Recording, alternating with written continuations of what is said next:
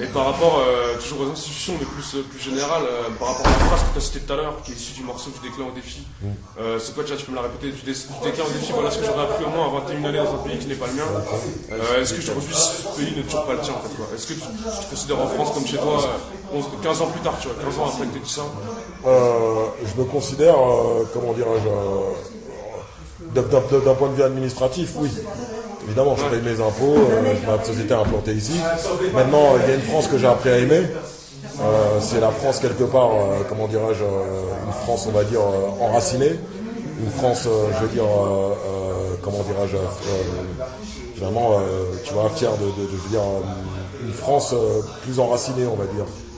Qui s'écarte quelque part, tu vois, et puis j'aime la littérature, j'aime la chanson, j'aime, comment dire, j'aime la langue, tu veux dire, j'aime la gastronomie. Alors oui, ça c'est constitutif de ma personne.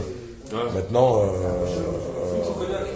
comment dirais-je, je reste un enfant d'immigré né en France. Au bout d'un moment, ton pays, je veux dire, il devient le tien dès lors que finalement, tu vois, tu as le sentiment que quelque part ton point de vue et la pluralité quelque part des points de vue issus quelque part des gens qui ont le même statut social que moi sont un minimum quelque part représentés. Et voilà. Donc né en France, mais africain, togolais. Mais voilà. C'est en me considérant comme africain, comme immigré né en France, que j'ai appris quelque part à apprécier beaucoup plus finalement le pays dans lequel je vis et le pays dans lequel je paye mes impôts. Tu vois ce que je veux dire?